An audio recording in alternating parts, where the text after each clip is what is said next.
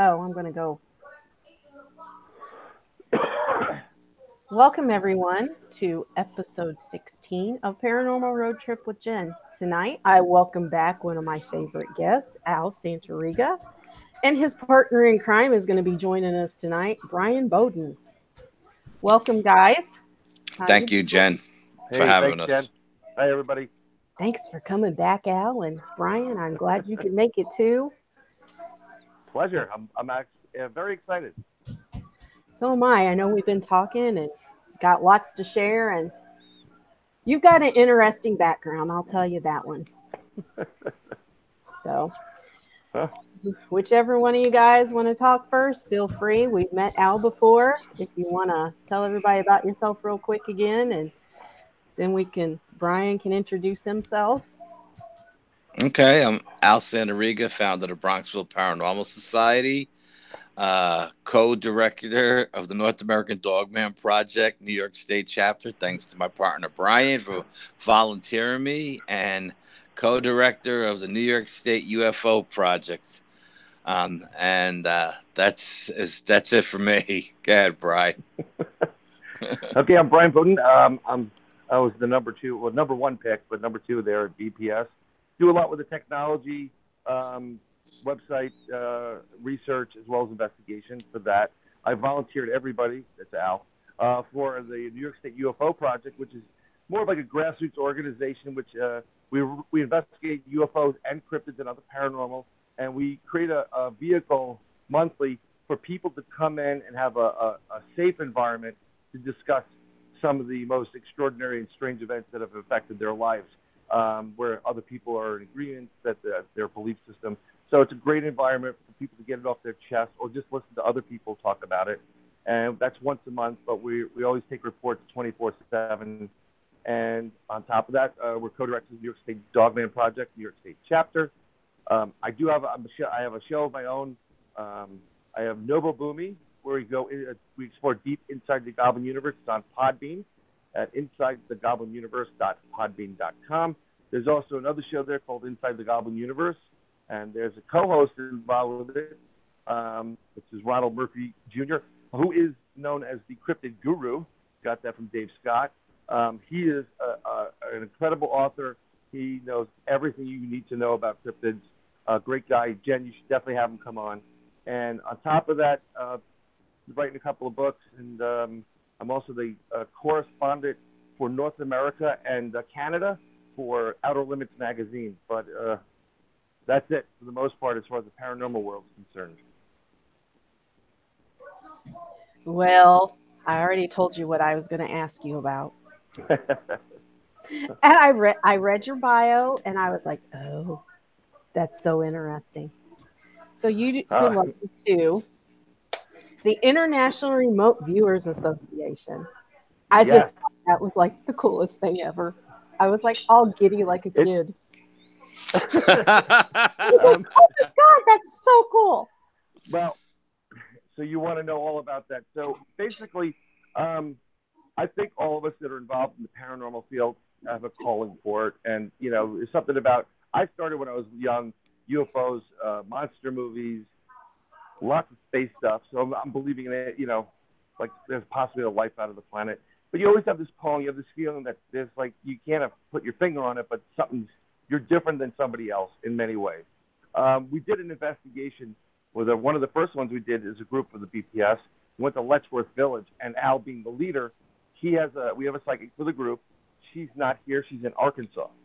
So Al, literally, there was a bunch of us there, about 5 or 6 of us in the group that went on the investigation.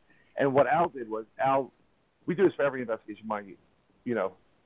She had our psychic Cindy read everybody and find out if they're good to go or not. Should they come? Should they not come? Because we want to make sure that people that join us on the investigation, part of the team, are able to handle it and have the wherewithal to be there, trust and some other variables there.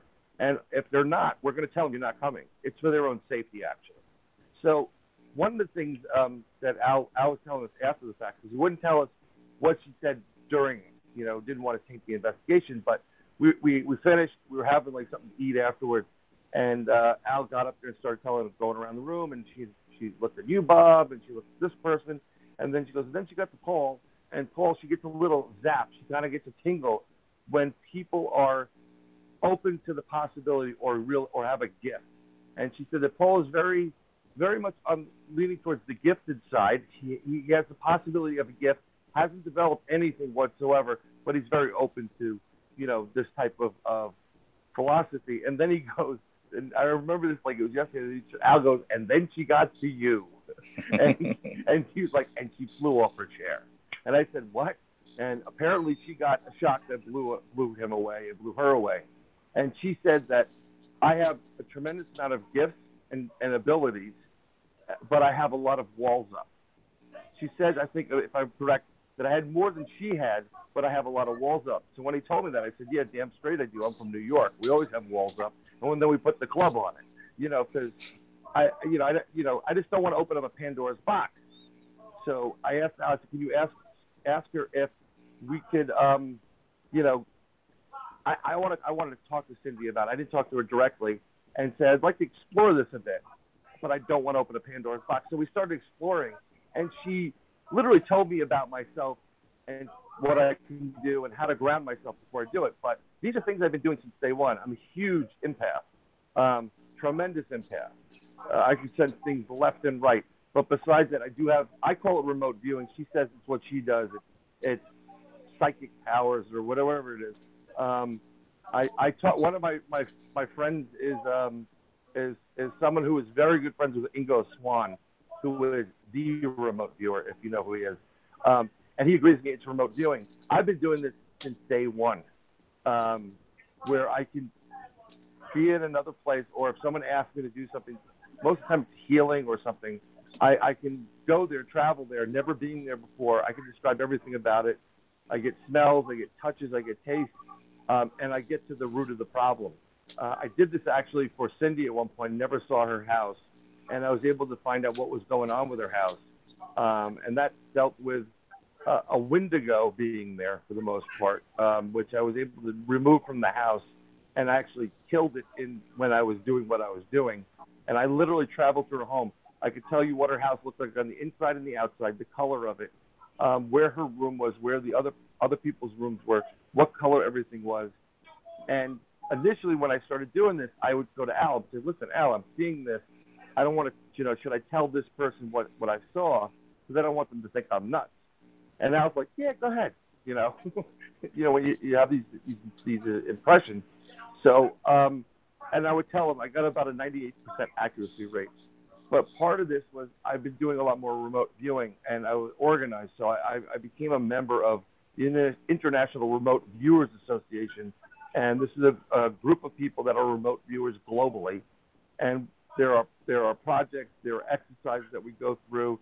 And sometimes people do just general, they'll get these visions or they'll remote view things that come up, and they bring them up to other people to see if what they're seeing is correct or not. It's a pretty interesting ability. As you start using your abilities and your third eye and you open yourself up to this, things start coming faster to you.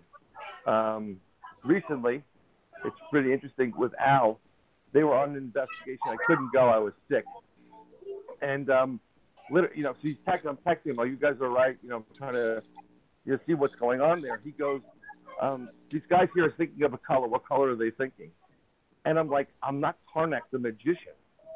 But immediately, as soon as I read that, the color came in my head. And then I started expanding upon it. I said, well, it's green. One of them's thinking green. The other one's thinking a lime green. And then I went into another fact. Someone's thinking more pinkish purple.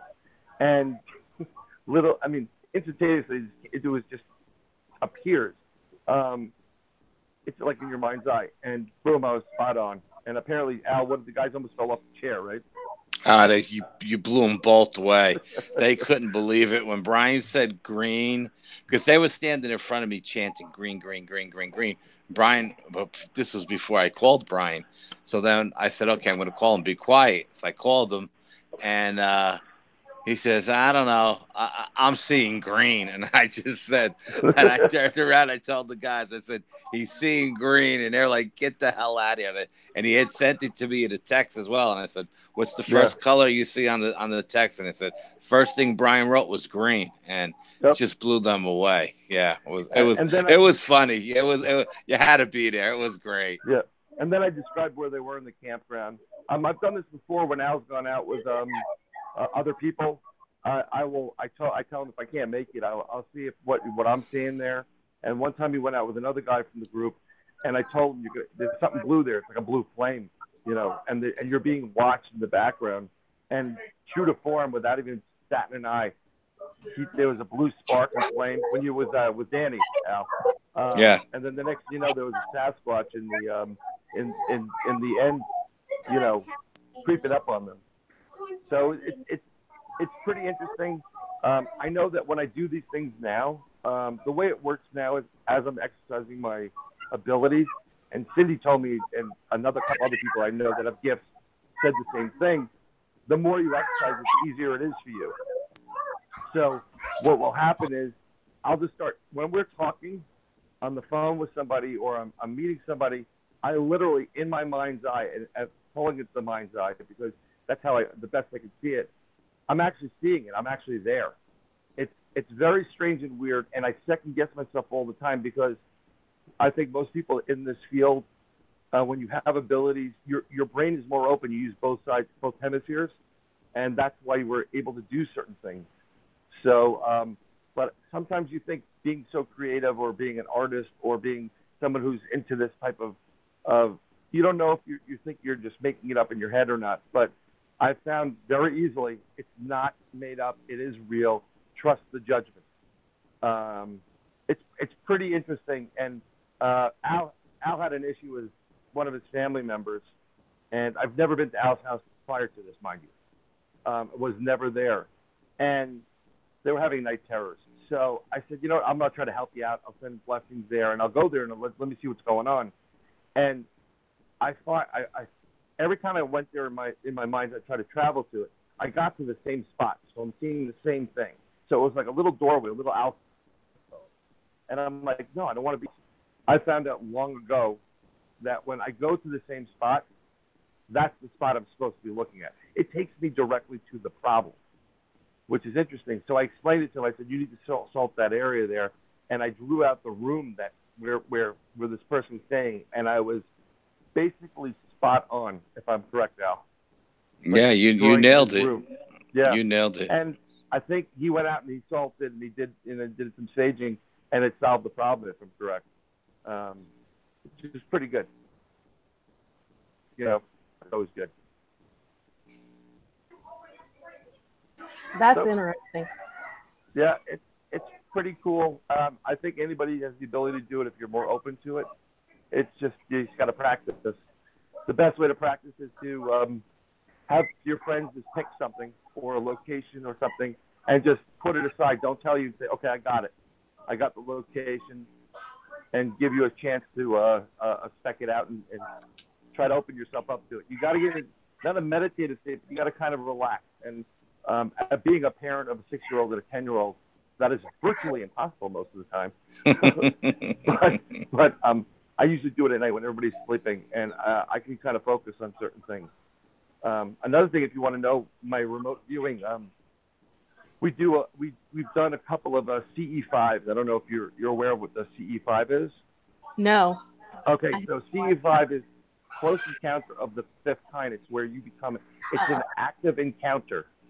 So you're actively asking or requesting these aliens or whatever to come and interact with you. Give them a sign that you're there. So we did it once, and Al wasn't there for this. And we were with another group. We're up in Hastings, and I'm sitting there, and they're kind of going through a protocol from Dr. Stephen Greer. I'm not a fan of Stephen Greer. I don't even want to hear him speak. So I did my own thing. I used binaural beats. I put in my headphones, and I was trying to contact them, using my method, remote viewing. This is really weird, but I was instantaneous. I was actually brought above the Earth's surface. I was in outer space. I was in a craft. I was sitting there with 4 other grayish aliens. And if you've ever looked in a mirror, well, a window, and you kind of see your reflection, I noticed myself, and I'm tilting my head, and I'm watching myself do this, and I'm like, holy crap, I'm an ET. I'm a gray. And I went up to it, and I smiled. I saw the wrinkles. I mean, it was really cool. I could see the Earth from below where I was. I could see several craft in the area. It was a mini fleet. And then when I looked to my right over my shoulder, there was a very large, I'm going to say Nordic person in white sitting there, almost like a captain or the person in charge. And I said to them, they want us to come down. They're trying to interact with us. And I watched this craft descend and go down. And as it went down, I saw where it was going and what direction it was coming out at us. And there was about 20 people in this group here trying to do this BE5. And I said to them, I said, the craft's going to be over here. And I pointed, and 3 or 4 of them looked at where. And I took out my green laser, and I made a circle right there. As soon as I did a circle, there was a big blast. Split second, then it closed off. So I'm like, wow, and thank God there were other people there to witness this. So can you do it again? They did it again. It blasted, and then I said, they're all looking for it, and it started to move. And I knew it was moving. It was going to move to the left. So I'm looking at it to our left. It's right, and it was heading up our direction. But that's some of the stuff that I was able to do. Pretty interesting, pretty intense. You second guess yourself, and I think if I don't, then the people that don't second guess themselves after a while are totally believe in their beliefs or their abilities, or sometimes people are nuts. But I'm always second guessing because I want to make sure I have the answers and I'm not making this up. No, I agree. I guess myself on everything, all the time, especially if I get a gut feeling about something, and it turns out to be right. I still second guess myself. I do the same thing. Yeah. Well, I just think it's a check. It's a normal check, right? Yeah, I agree. Yeah, it's a normal check. I agree. Yeah, I mean, if Al's not there, if we can't bounce off each other like ideas, like Brian, are you feeling, whatever? Because we'll get feelings and we'll just confirm with each other, on investigation. It'll be like we're both feeling the same thing, but we're like, I was feeling this. What about you? He goes, yeah. And then he'd say something. I'm like, oh my God, that's what I felt too. It just validates what we're doing, and that's the best way to say it. This way you're not crazy. And just remember, you're never alone doing that, because I think we all do it in this field of, did you see that? Yeah. Okay. So I'm not crazy. At this moment, I'm not. I've come to learn that the people who don't do it are the crazy ones. Oh, yes. Yeah, they're pretty nuts.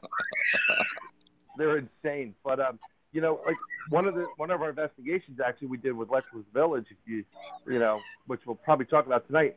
On the EVP, we got some EVP audio, and there's a great audio. You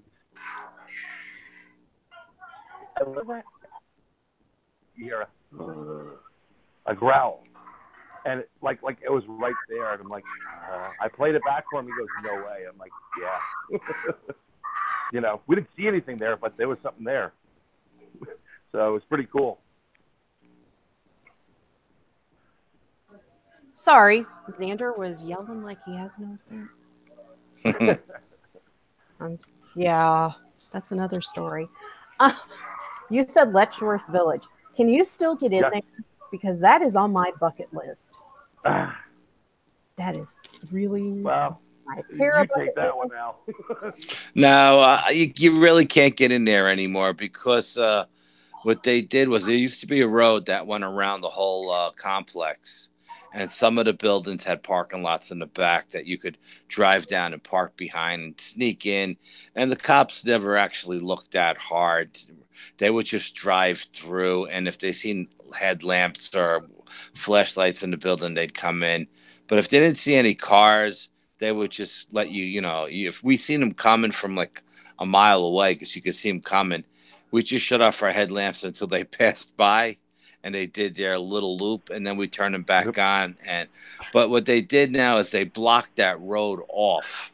So there's only place to park is in the parking lot.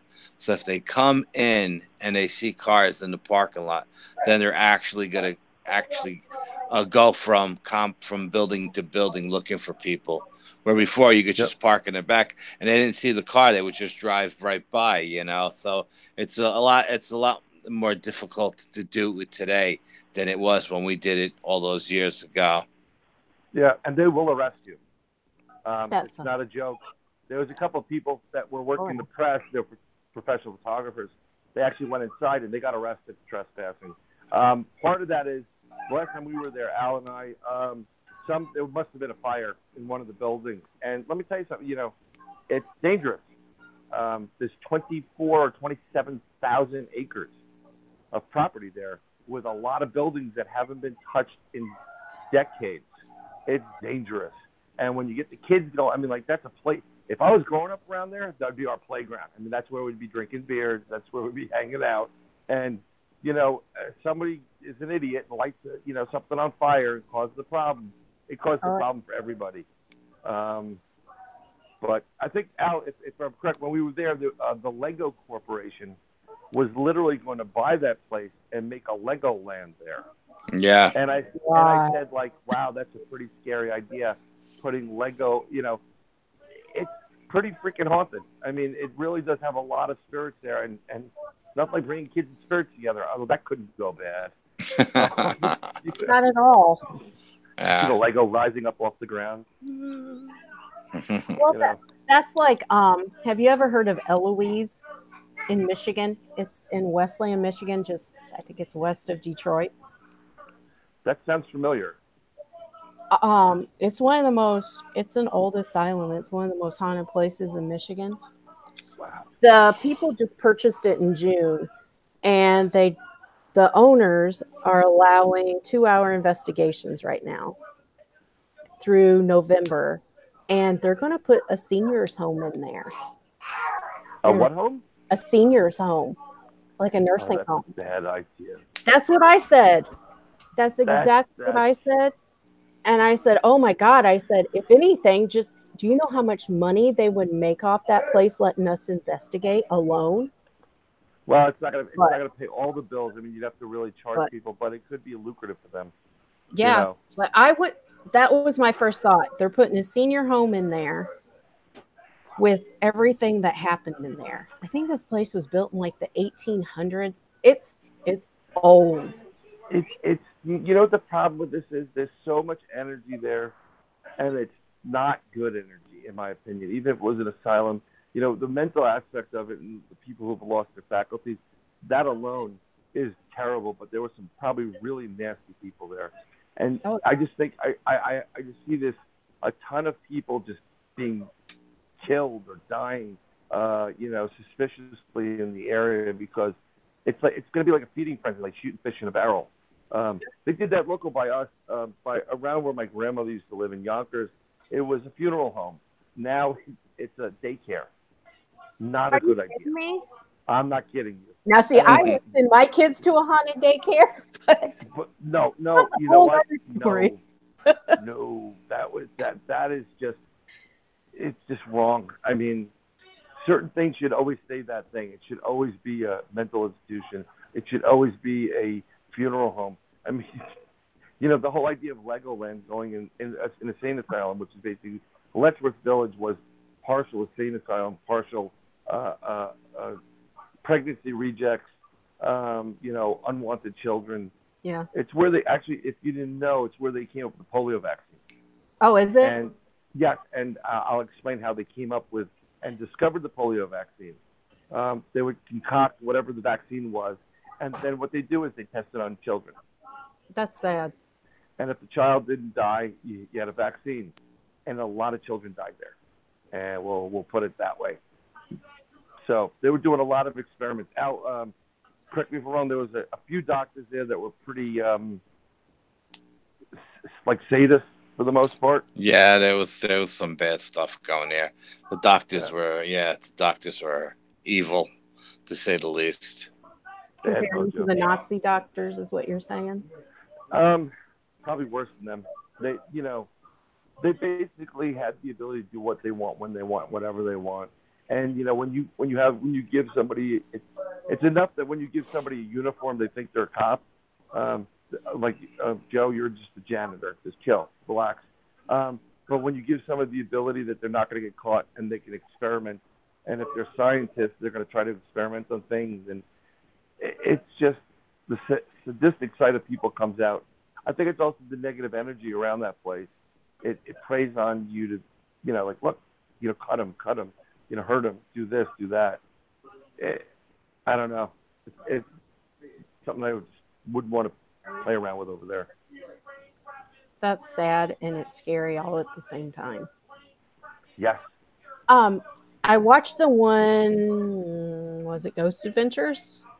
Maybe they went to Letchworth Village and they interviewed those people that saw the creature, real tall creature with the red eyes. Is that right? Yeah. And the backward legs, yeah. Yeah. Yeah. Did you guys see anything like that? No, I do have a photograph of a 7-foot shadow figure at the end of the hall, whose shoulders are up at the top of the door jamb. Yeah.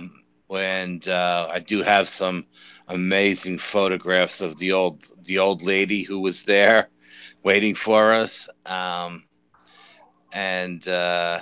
what else? Why was the lady waiting for you? Because she sensed that we were coming, and she was excited for us to be there. Like, was it a real lady or a spirit? Spirit. Okay. Spirit. It was a spirit. Yeah, it was a spirit. It was an elderly woman with long gray hair. Yeah, and I got a bunch of photographs of like it was a blue mist, which turned into like a blue ball, which turned into something that looked like Casper the Friendly Ghost with lightning shooting out of its hands, which turned into a bust of an old lady with two what do you call those things when they have the hairs in a circle on the side of their heads? I forgot what it's called. Leia buns? Huh? Leia buns?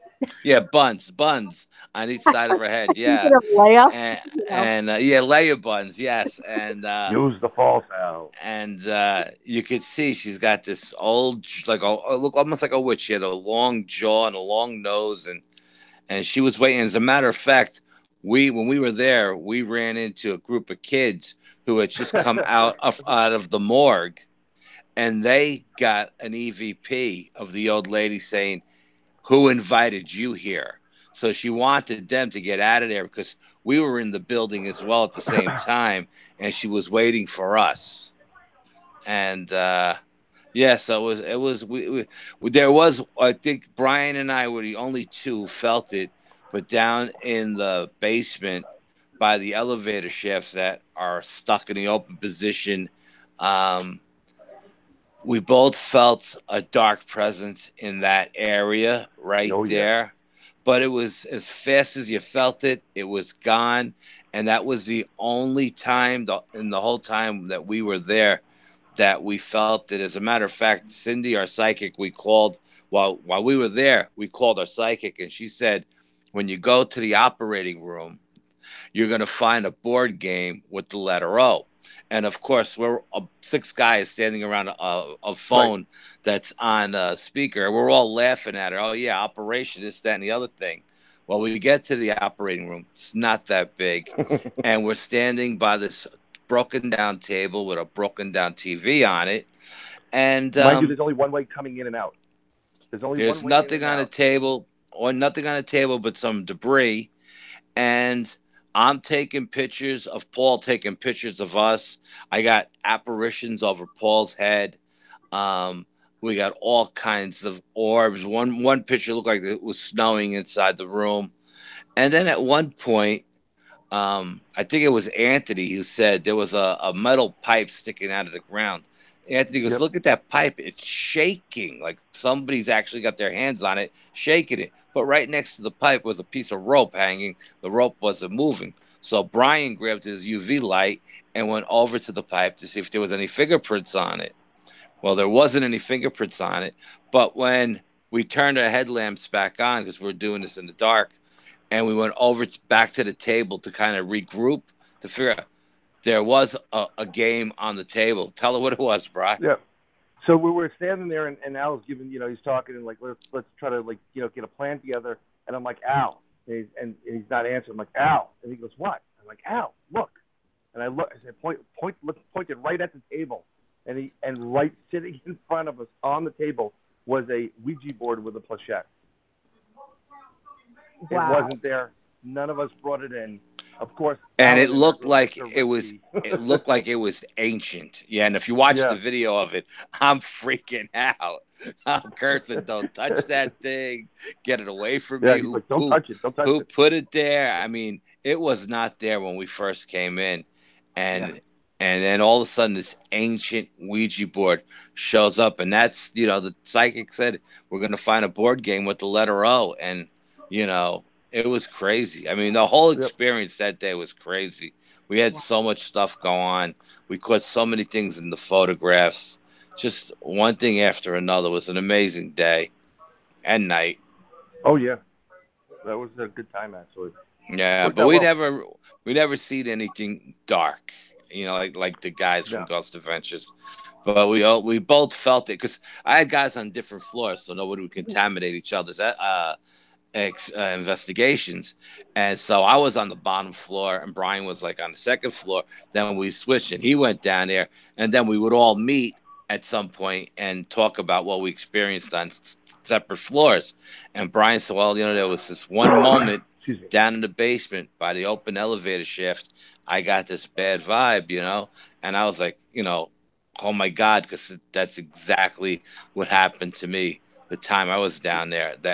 We were all on each floor for like an hour, so because the place is humongous, and but it was just a brief moment. But man, you felt it. Believe me, it sent chills down your spine. Yeah, it's really weird. It's like goosebumps, and you just or chilly willies, as I would say, and it kind of like creeps you out for about a split second. As soon as it came, it left. But something that's very interesting. When Al and I go on an investigation and we do preliminary sweep of a home or just check it out, get some baseline readings, one of which is Doctor's house in Pine Bush. He went his way and I went my way. Daytime investigation, we're walking around. And I got the same feeling. I said, something's here and it's running the hell away from me and you. And there's something about when Al and I go into a place, it knows that we know it's there, and it bolts. It's almost like when you bring your dog. If you have a dog, and you get a brand new dog or a puppy, and you're trying to train it, it's difficult because you're its parent. The minute you bring a real dog trainer in there, they know, and they just like, whatever you say, boss. It's kind of like that.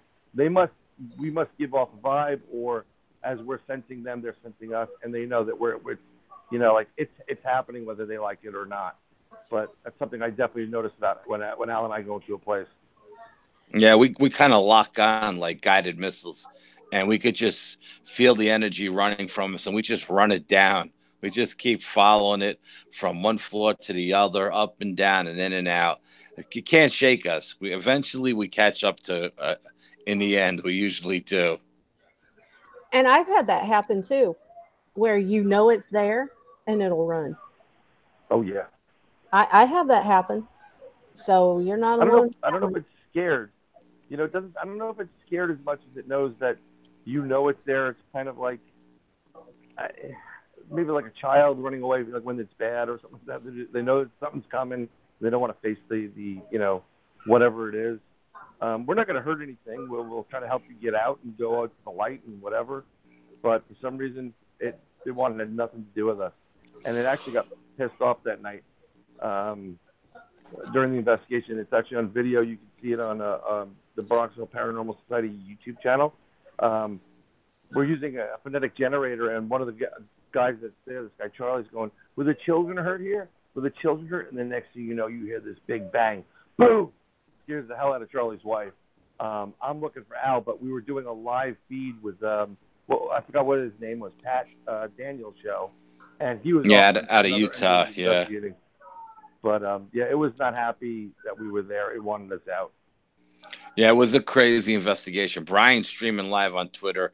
I'm on the radio show doing an interview. We got the radio host on the other end heard somebody in his headphones say hello to him while we were. So he goes, He goes, did one of you guys just say hello to me? And we said no. And Brian's got a periscope wand in his hand. And we said, did you just say hello to Pat? If so, light up red. And it, because it's red and green, and the thing Yep. lit up red. And then he said, okay. And then Brian said, it'll light up green, and it lit up green. So there was somebody there, but he wasn't talking to us. He was talking to the radio host at the other end. God damn. And yeah, it was very exhausting doing a radio show and streaming live and doing an investigation all at the same time. I will never do that again, but it was an experience. No more of that.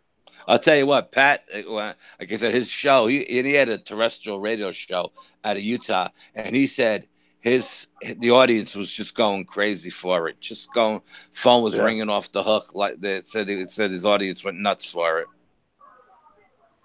What was it, last week or the week before? I had Barb and Lisa and the owner of Thornhaven on, and he was actually at Thornhaven Manor while he was talking to us. And I was seeing white streaks, and you could see shadows. And he's like, don't tell me that. I'm here by myself. Yeah, but it's kind of unnerving. You know, you know when stuff like that's happening.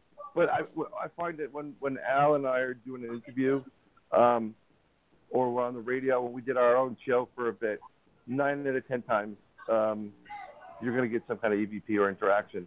It's the strangest thing. I've never experienced it with many other people, but when I interview with people, we'll have an EVP or some kind of anomaly take place, and it's not because of our equipment. It just happens. I don't know if we're both bringing it in or it's just our combined energy or singular, but very, very strange. And then, like you just said, you'll see things happen in your house, or I had what's his name? I forgot his name. He's from the Netherlands and he has the ability to affect fruit. And basically, we did a couple experiments to see if people took an apple and put it near the speaker, if there was images that actually appear on fruit. Robert Vanderbroek is his name, actually. Sorry about that, Robert. I apologize. He has ability to he'll take pictures with his camera, and images will just appear on the camera, the actual digital picture. He's done this thousands of times. He's a contactee, and it's pretty weird. One time he actually had Art Bell appear on his images. You can go to his website, you'll see the pictures. It's pretty interesting. And we did that. We had a little, when we're interviewing him, we had images starting to appear. It looked like a gremlin or something was appearing. It's pretty strange. That's interesting. Yeah, it was. If I'm interviewing somebody, I like to try to do an experiment with them if they have the ability to do it. Let's try it out, see what kind of results, especially if anybody's listening, and see what happens. Doesn't hurt. Nope. Well, don't remotely view in my kitchen because yeah, telling you. No. All right, you need to do this and this. You need to take out your garbage. You don't want to see my face right now, so I understand. It's a real American lived in. So, but I'm not remote viewing anything right now. You'd be like, Lord, you need to finish that upstairs, and Ariana needs to clean her bedroom. But if you do have a problem, let me know, and I'll pay a visit and I'll stop by, and try to help out. That's what I'll tell you where the problem is actually pointing to, which is really, really odd. I'm still amazed that you can do things like that. If Caden has any more issues, I will let you know. I think I got rid of it. Let's cross our fingers. Absolutely. Yes, I'm crossing and sending the prayers and the white light and all that other stuff to you, because it's pretty nasty when you have something in your house that's messing around. The problem is if you have young kids, they're open to these things. It's like beacons, especially if you have a daughter in the house. Females are more susceptible to this. We had an incident in my house where one of mine was seeing something, scared the hell out of her.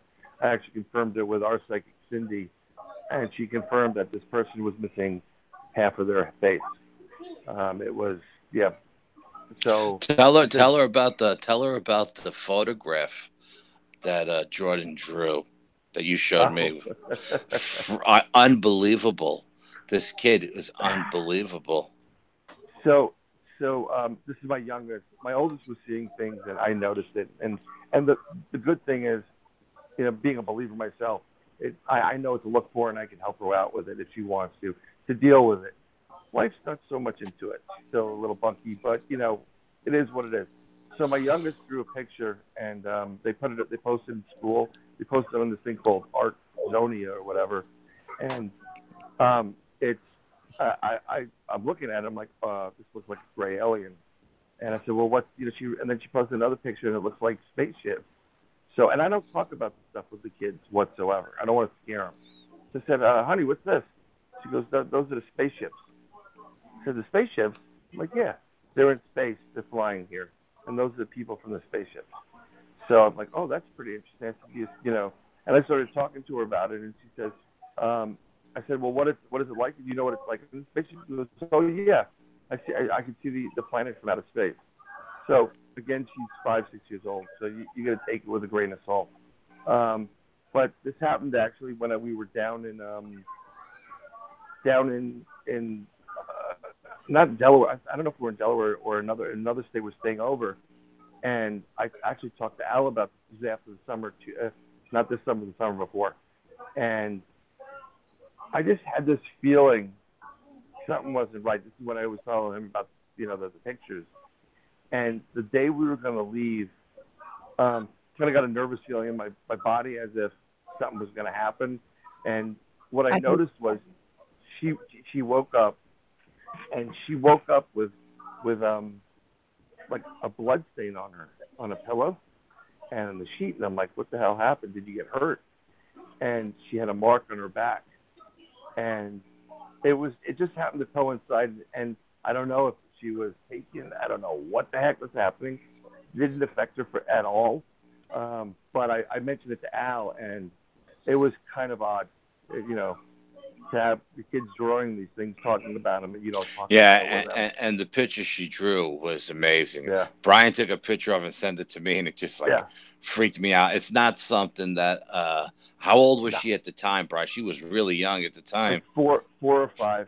And then my oldest actually did another one, and I swear to God, it was like a gray alien. Well, they had the shape of it, So. Just freaked me out. I mean, and when he talks about his daughters, especially the younger one, and what she sees and what she experiences, and I get vibes from when he tells me this stuff, and I don't like the feeling I'm getting because this kid is living it for real. You know what I mean? I mean, maybe the whole family is living it. I don't know, but this little girl is experiencing it and she's remembering. So she's not warned. She's not worse than the wear. If she's having an experience, I don't think it's that bad. She's a tough little cookie. The older one is a different experience. But I think the problem is Al having his own experiences, and they aren't. I would say Al. I could say they're probably not the most positive experiences. That as an adult, you take in. You're like, this is not right. This is you feel powerless. But for a kid, if for some reason when they see like oh, that's Jupiter and that's the planet, it's a little bit different. I think they get to learn from it in a better manner. They can deal with it a little bit better. It's when you get older, when you realize, I don't want to do this anymore or whatever, or leave me alone. Yeah, when I was a kid and I was having all of my experiences, whether they be paranormal or UFO related or whatever, I was never really scared. To me, I just thought that was normal. I thought every single person on the planet was experiencing the same thing until I found out when I got older that no, that's not normal, Al. That's paranormal. Yeah. But I thought I saw. His daughter's a tough little cookie, and she's just like a a supercharged little motor. So from the minute she gets up to the minute she goes to sleep, she's running on high. So whatever she's experienced, it just bounces right off her. This is the same thing. Like a couple of when she's at 3 or 4, we were cleaning out my grandmother's old house. I was kind of upset, and it was time for her to. She had a nap, so I took her to the car, put her in the car. She went to sleep for a bit, and I was just sitting there, kind of taking a break, breathing, and just going over all this. My grandmother's house is gone, and I'm kind of upset and what have you, and I'm sitting there. I'm not even paying attention. She's up, and she, without missing a beat, she says, "I was with your grandmother before I came here." And I said, "What? You were with my grandmother?" "Yes, I was with your grandmother before I came here." She's like 3 to 4 years old. I said, "Okay, well, what do you think of my grandmother? How was she?" "Oh, she's very nice." And she does this thing. She makes these noises with her mouth. And I said, "Well, what is it? What kind of noises? Like with kids fart sound or whatever?" No, it's like music. I said, "Oh, so she hums like that?" She goes, yeah, that's what she does. But she's very nice. I was also with Jake, which is my dog that passed away just before she was, about a year before she was born.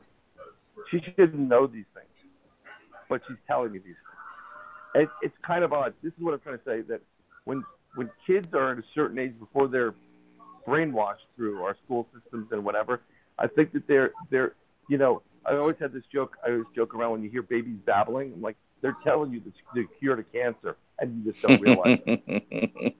When babies like they give you the cure to cancer, like, "You idiot, take the banana, fry the banana," and like, but they just don't know how to articulate it, and we're just too stupid. They're like, "Oh, it's so cute." No, they're giving you the cure to all these things. Unlimited energy, it's right there. And you find out later on after you go to wherever, like, "Oh my God, you were giving the cure to cancer." So I don't discredit what certain kids say when they shouldn't know these things. It's pretty freaky though when your daughter goes, "I was with your grandmother before I came here." I'm like, "Oh well, tell her I said hi next time." Yeah, I agree that you do get brainwashed. I try to keep my kids open-minded. Caden's not so much, but he's coming around. And he started to believe, and he's went ghost hunting with me, but he's more into the cryptids. And Ariana, he's my cryptid king. So when I die, he'll take over the NADP Indiana, and that side of Ariana will take over BSR and the tour company. So, but with her, I don't think I ever told you the story. Well, this experience she had out. We were living in Fort Wayne, and we had this big, it was a trailer. It was a really nice trailer, like a double wide, 3-bedroom, 2-bath. Nice. Yeah, it was huge.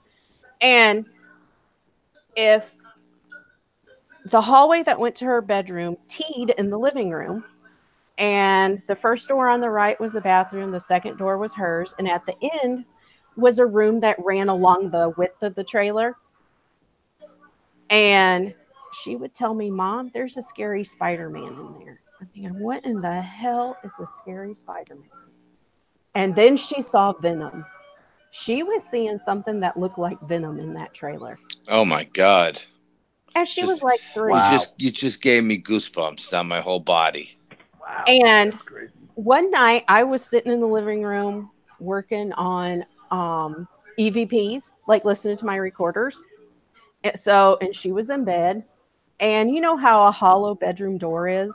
Like Sure. if you hit it with a belt buckle or something, it go clink. Oh yeah. I heard it sounded like a pebble hit that bedroom door, and I just sat there and I looked. I didn't know she was awake, and she goes, "Mom, he's here." I was like, jeez. I went, Wow. "Oh shit!" She heard that too. So we salted and saged the house. We salted around her bed, and she hasn't had issues since. Good. That's great. But I was just like, a scary Spider-Man. And when she saw Venom, she goes, "It looks like that." Wow. Oh my God. That's scary. She Well, was in 2007, and I moved there. She was 4. She was around 4. Right, August of 2011, we moved in there. So she was just at the end of being 3, turning 4 in November. So you see something that looks like venom, which is pretty much like a lizard, right? Monster. Is there a possibility it was a? I'm going to throw it out there, a reptilian. I don't know. I was thinking demonic. That's what I was thinking too. But she doesn't remember that now at all. Demonic. Yeah, I don't play with demonic stuff. Well above my pay grade. Well above my pay grade. Mine too. Well, enjoy that. That's one of the things. I think there are other people more equipped to handle than I can. And you know what? When I have these, having people and kids here, I can't bring something like that home. It's too dangerous. I agree. So I always told Al and anybody investigating it, if I'm telling you I'm out, I'm out. And I were to take my advice, you should be out too. Yeah, I mean, I don't, Bryan and I, that's been our philosophy right from day one with the BPS team. We don't do demonic. If you come to us with something demonic, we will definitely try our best to help you and contact someone who can help you with it, who's better at handling than we are. But it's not something that we dabble in.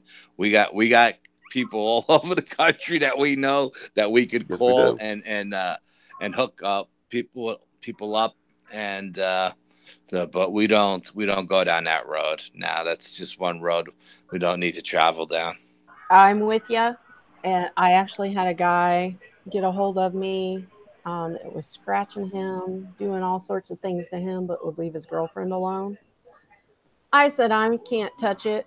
I said, I'm not sure what it is. I passed him along to someone else. I don't deal with it either. No, I don't blame you. Not when you have small children in the house. It's just in general, you don't want to bring anything like that home. God forbid it attaches to you and comes home with you. You don't need that. And a lot of times, and I'm going to say this, a lot of people want, they're always saying demonic. But I don't think a lot of this stuff is demonic as much as it's the fact that, I'm sorry, I'm gonna probably curse here a little bit, not bad, but if you are an asshole in real life, you're an asshole in the afterlife. That's and what if you're, and it's just someone taking advantage of a situation. My personal philosophy is, if it's demonic, they don't play around. It's not a joke to them. They don't have time to play around. They don't want to play around. They just go and get what they want. And that's what demons do. They're not going to, they're not going to scratch the walls and scratch you and whatever. That's nothing. A lot of times also I would say that it's more so, it could be, an individual just be a badass, or you could be dealing with elementals within your realm. Al had somebody, a family member, whatever, he went over to do a walkthrough for 5 minutes, and it turned into Al, you should go about the orb and the woodland. The gnomes, whatever they were. Yeah. I mean, I went to this woman's house because it was on the way to one of our meetings, and I said, okay, you know what? I'll stop in for 2 minutes and interview this woman just to make sure she's not on drugs or she's not delusional. And I went in there and we started talking, and I got the vibe that something was dodging me. I felt like everywhere I went, I felt like something was going the other way. So one thing led to another, and I started breaking out some equipment and doing some stuff. And I called the psychic, and the psychic was all of a sudden we're in her living room, and I'm holding on to this woman, and her dog's running around us in circles, and we were like caught in this vortex, and it was just crazy. And the psychic was talking to her, and the woman collapsed, and I had to put her on her bed, and I left the psychic on the phone to talk to her, and the dog was going crazy, and I felt that there was something in the hallway. So I had stepped back to take a picture of the hallway because I felt there was something there. When an orb, a size of a baseball, came out of the wall from the bathroom, stopped and looked at me and did like one of these, like, uh-oh, he's here. Now, the whole time I had the finger on the trigger of the camera to take the picture, and I could have reached out and grabbed it with my hand. But instead of hitting the shutter and taking the picture, I started to chase this thing, and it ran down the hall. I ran down the hall. It made a right. I made a right, chased it right out the back door and into the woods. And then the psychic said, well, she had the elementals and the wooden fairies Yeah. and gnomes or whatever. What happened was they built this giant complex condominium in the middle of the woods, and they cut down all these trees, and these energy that's in these woods were not happy. And she said that the psychic said that she's not the only person having these problems in that complex. Everybody's apartment that faces the woods has these problems. And this woman would say sometimes at night she would be laying in bed and her bedroom window looked out to the back deck, which led out to the woods. And when the moon was full, she would see like a head come up, like the shit, but it was like in the shape of a gnome's hat. And she would freak her out. And we salted and we saged, and she didn't have problems for a long time. I would say like a year or two, and then she stopped salting and saging, and now she's having issues again. It's whatever I had chased out that day had worked its way back into the apartment. So, but like I said, it's not just her apartment; it's that whole row of complexes that face the woods. And but I'll be honest with you, I had never seen an orb with my own two eyes. I've seen them in photographs, but never in my own. When this thing came out of the wall, it was so perfectly round, so bright. I swear to God, I should have reached out and grabbed it just to feel what kind of energy it was. But I was just so dumbfounded by seeing this with my own two eyes that I didn't reach for it. I didn't take the picture. Instead, it took off, and I took off after it. But that turned out to be some walkthrough. Let me tell you, man, crazy Yeah. stuff. I remember seeing him right after that, and he was like, I was going there for 5 minutes. Spent like 2 hours there. It was insane. Well, I have a funny orb story. I was getting ready to take a picture. The lady was sitting on the top of the stairs, and I went to snap the picture, and it zoomed at me, and I wasn't expecting it, and I almost fell backwards. What did it do it to you? It came right at me, Oh, right towards okay. my face. I stepped backwards and almost fell, and it went around the corner, like around the wall into the next room. Uh, And and I couldn't snap the picture either because I was like, I was just, did that really happen to me? Yep. It It's was, everybody's like these what do they call them, armchair quarterbacks. We had experience in Nuclear Lake, similar experience where you have a bluff charge, you have whoops, you have this thing. I mean, like, and it's unnerving. I mean, I'm an investigator, but I got to be honest. You know, you're in a situation like that. There's no place to go and run, and you have a large creature there. It's unnerving. It's a depends worthy moment. Especially when it's your first experience. It seems like once you've experienced it, if it happens again, you know how to handle yourself.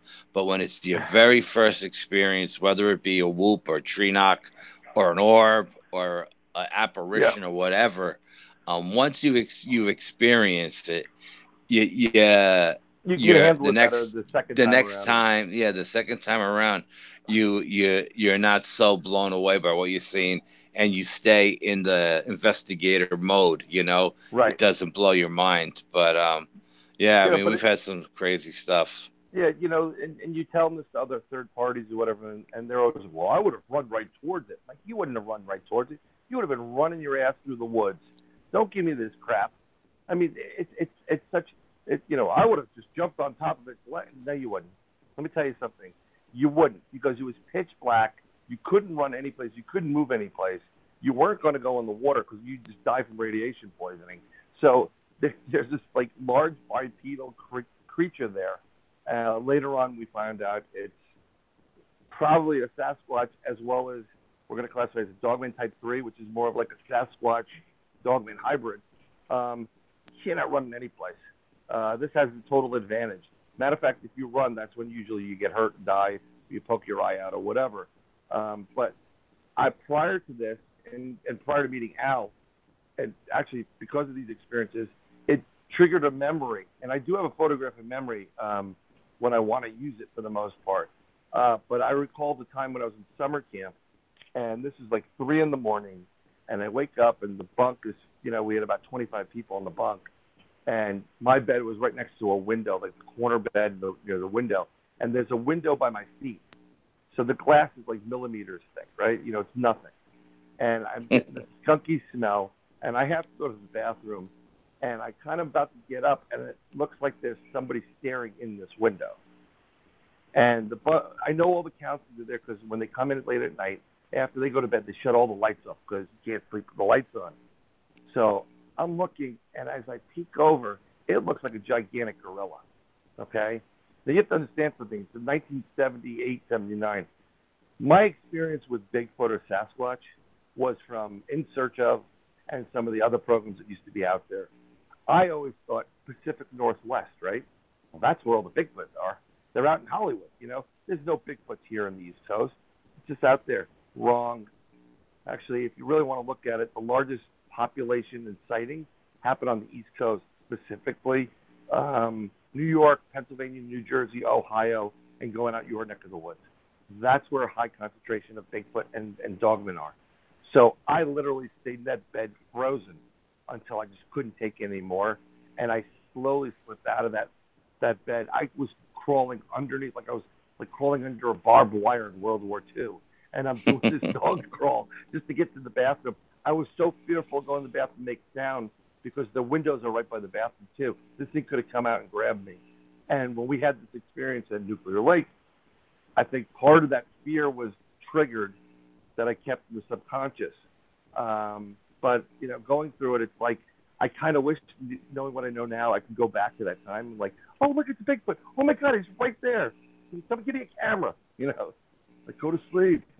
But it's a fearful moment. You're talking about an 8-foot creature, giant gorilla, giant ape. It's Bubbles the chimp that Michael Jackson used to hold with him. For those people, I know I'm showing my age. That chimpanzee, without even thinking about it, could have ripped Michael Jackson's, arm out of his socket. That's how strong this chimp was. Just imagine that at 8 foot tall. That's all I'm saying. You just said about Bubbles. That. Bubbles the chimp. I'm sitting here laughing like, did he really just say Bubbles? I did say Bubbles the chimp. Because, you think, it's so cute, but it can kill you without even thinking about it. They're mean. So what do you think a Bigfoot can do to you at this point?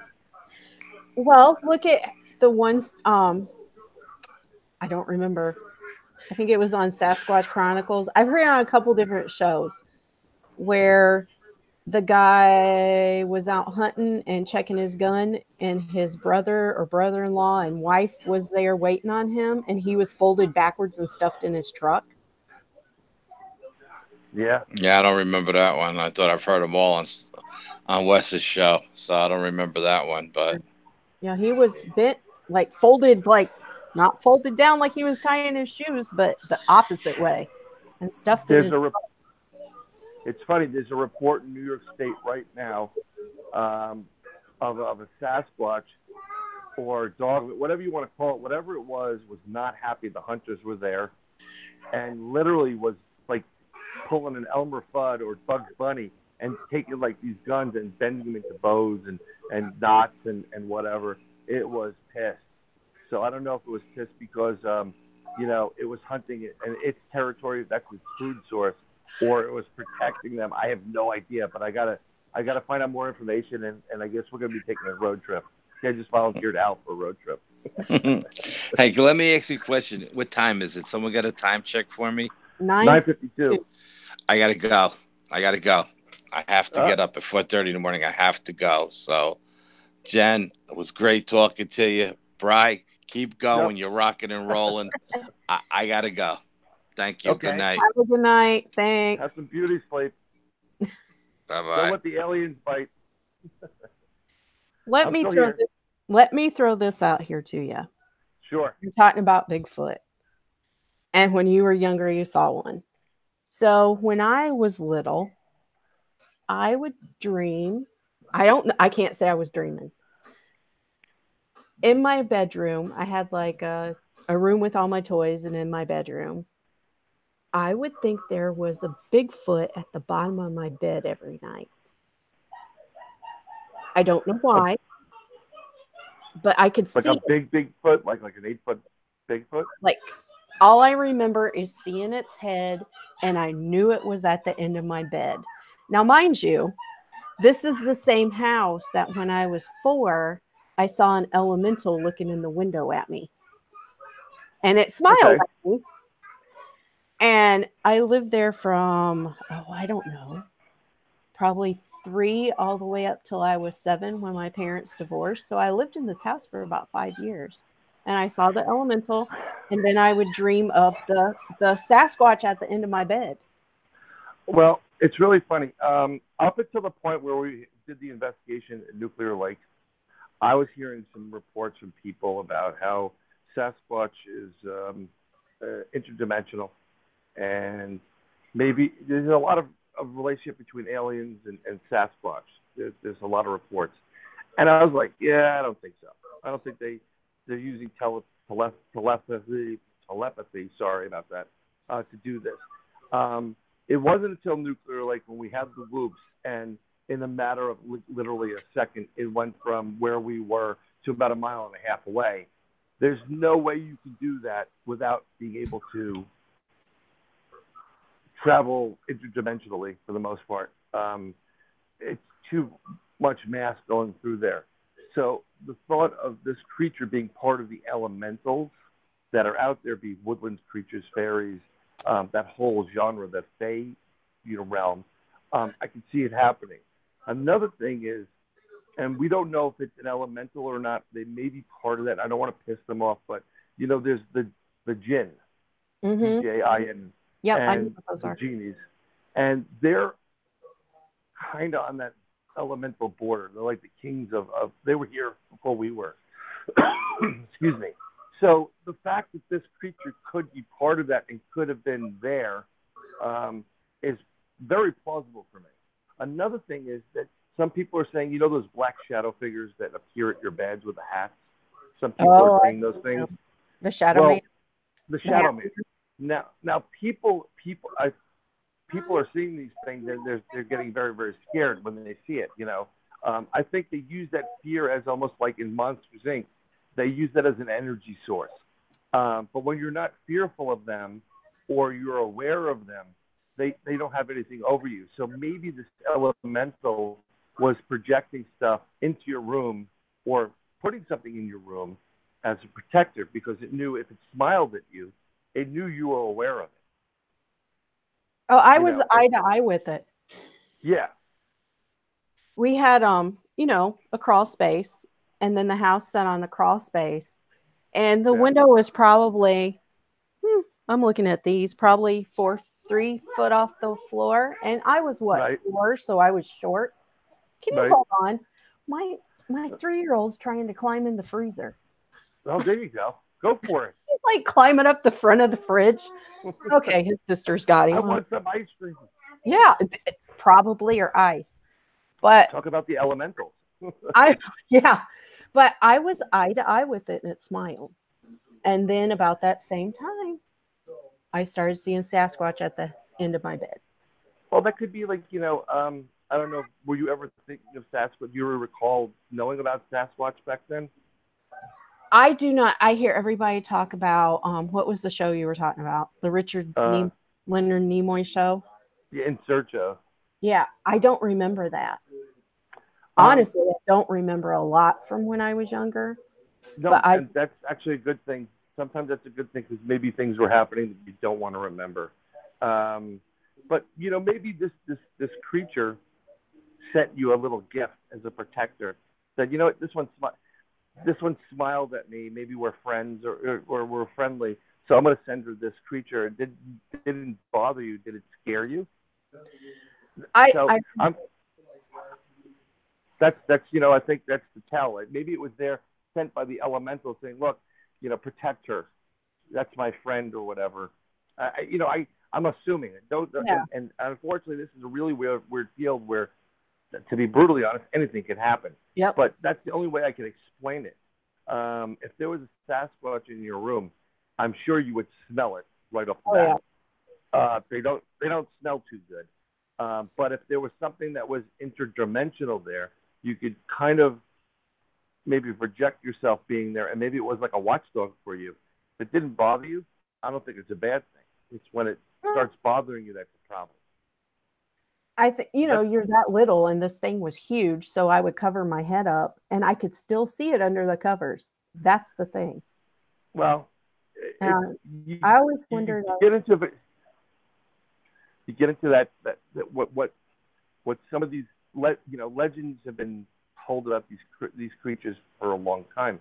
I mean, most people that have a Dogmen encounter, for example, have terrible dreams thereafter. It's almost like, and they all say roughly the same thing.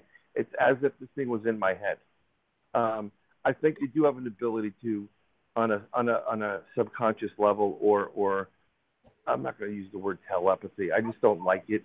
But maybe they can communicate with you. Maybe they can.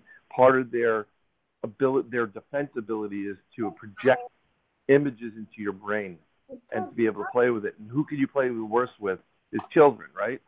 Mm-hmm. Halloween's coming up. I'm surprised that a lot of kids, you have to tell them, "Oh, it's fake, honey, it's fake," because there's some kids that'll think it's real. They see it and they're scared out of their minds. My kids are towards it. Yeah, I just like. I mean, I have some scary masks. I can scare the crap out of my kids at any point in time. But that would scar them. They just couldn't handle it.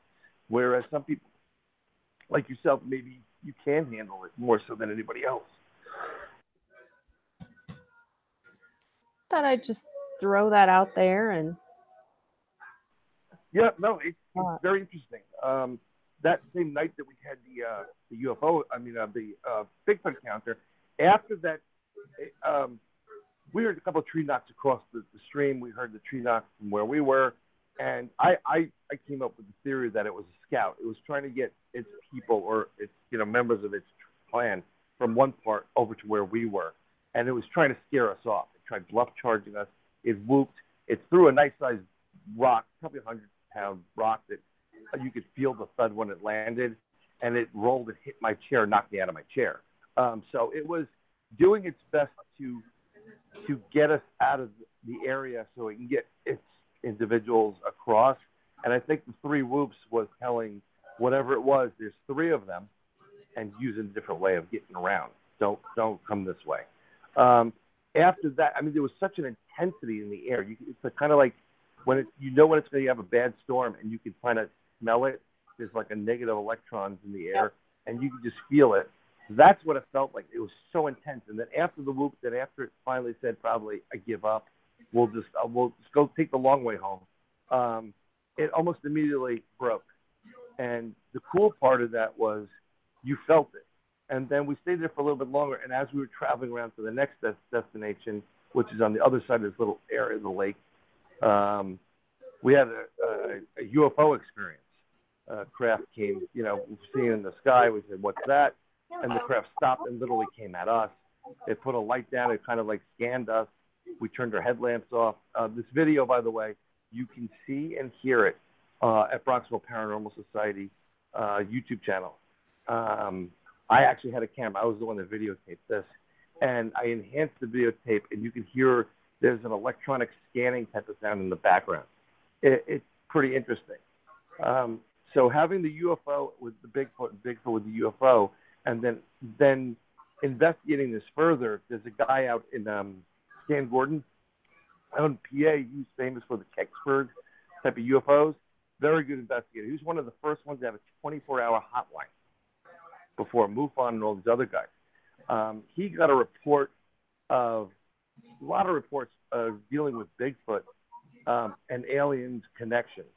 There was this woman that lived out, and I'm just going to take a moment here. This woman lived in a rural part off the grid in a cabin, and she was telling Stan this. And basically what happened was she's in the cabin. She hears knocking and this ruckus outside the front door of her cabin, her house in the woods. She goes, "That's it. I'm going to get rid of these coyotes once and for all."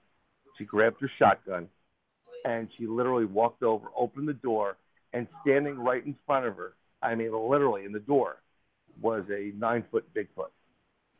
And she pulled the trigger. And it hit this Bigfoot's dead center mass in the chest. And she says that a bright light appeared out of its chest. And in an instant, it disappeared. Really? Really. And then there was another incident where there was a couple people in truck, and they were out by this on their property, driving around, and they literally saw a craft, and they were just trying to track the craft. It was out in the woods by like a little old farm area, open field, and the craft came down, and then the next thing you know, they saw some Bigfoots coming out of the woods, and they were like glowing or something to that effect. And this one guy he literally, did a fire, shot a piece. They all had rifles, shot over this thing's head, and this thing wouldn't stop. It just kept coming at him. He got scared out of his mind. He took off, but he said this thing was glowing, and it was giving off light. So when you start hearing these things and people can corroborate the story, and they're fairly decent human beings. There's no reason to lie. No one's making money off this story. They're not making money off this. Why would you tell somebody some fantasy? What's the catch? Where are you going with it? So, being fairly decent people, vetted people, it's pretty interesting to see there is a connection to UFOs, Bigfoot, and elementals. I just think there's a huge connection there. I hadn't heard that before. Let me tell you something. When I heard that story, we were interviewing. Actually, if you go to Inside the Goblin Universe on Podbean, I believe I did put that story up. I'm in the process of putting all our shows up there. But if not, I'll probably have it up within a week, and you can actually listen to that show with Stan. He's got some great investigative information. I mean, it just blows you away because he's a no-nonsense type of guy. If he thinks you're full of it, he'll tell you straight up. He won't even bother with you. And these people have more to lose than gain.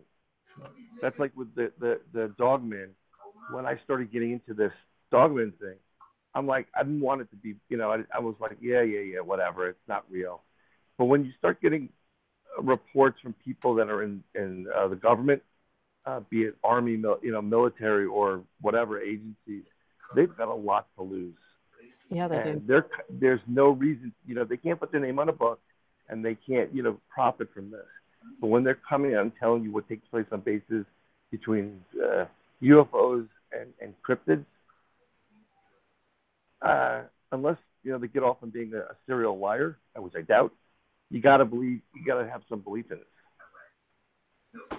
Yeah, I've been listening to during the day at work. I'll listen to YouTube shows, and there's a lot of military, there's a lot of police out there.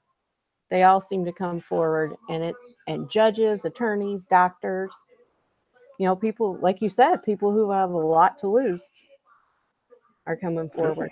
Oh, 100%. I mean, one of my favorite on the Dogman end was the OnStar. You ever hear the OnStar couple? Yeah.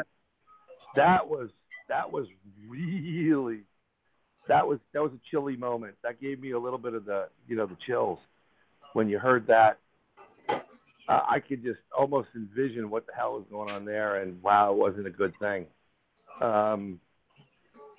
That's probably one of the better ones, as far as evidence concerned. I mean, the problem we have in this entire field, business, whatever you want to call it, is that we've got a couple of people that are calling themselves experts or acting as if they are experts. And I'm sure there are people in the government that are 100% experts on all this. Even if it's compartmentalized between UFOs, cryptids like Bigfoot, Sasquatch, what have you. But in general, there are zero experts in this field. I agree. Zero. There are people that have had encounters with Dogman. Vic has done a great job with that show. I don't care what anybody says. Jody and Dave have some good audio, amazing audio. That it's when you hear that, like that bark, like whatever, it's just I don't want to meet that creature. But in general, there are no experts here, and it's a lot of hypothesis and a lot of opinion. And then of course you get those people that are just fanboys or fangirls, and they're just, I don't know, they just get involved in it and they want to tell their own story, and it's all BS. You can kind of tell the BS people more so than the non-BS people. So I don't mean to offend anybody, but there are no experts in UFOs. There's no experts in, there are people that have been researching. There's more people that know more in the UFO department, and that includes underwater UFOs, whatever you want to call it, flying aerial craft, whatever that junk is, that are pretty much on point than in the cryptid realm. There's a lot of legend and folklore, but there's nobody that's experts. I do know an Indian chief here in the area I live at. And I was talking to him. It's been about a year since I've seen him. And I got to talking to him, and I was like, hey, so I was talking to him about Sasquatch. And he started talking a little bit. And people came up, and I told him, he looked at me, and he says, you and I have a lot to sit down and talk about one day. Yeah. Because I was just asking a variety of questions, and then I kind of got into the Dogmen. But I would love to sit down and hear what he has to say one day. I think it'd be really interesting. Do you know which tribe he's from? I don't remember. It's not a problem. I think you should reconnect with him. If he's on, I don't know if there's, I'm trying to remember if there's a reservation in where you are. I think there may be. I don't know if they're still there. But you should definitely reconnect with him and have a powwow with him. Sit down, hang out, and have a discussion. Especially if he's at an event or you can get it so that you kind of distract your kids with doing some stuff while we're all parents here. Well, not everybody, but some of us are parents. With we got to take care of our kids first. But if you can distract them, and that buys you time to actually sit down with some of these people, you'll probably hear folklore, which is folk fact, because it's oral tradition of telling tale after tale after tale, and you're going to be blown away. And ask them, and I would ask him prior to it, you mind if I use an audio recorder to get this? He may say no, but it's worth doing it, just to keep it for your own records, because I think you'll find a lot of valuable information regarding these creatures, be it Bigfoot as well as the Dogman, Lycans, whatever. And then on that same scale, it's the Wendigo and the Skinwalker.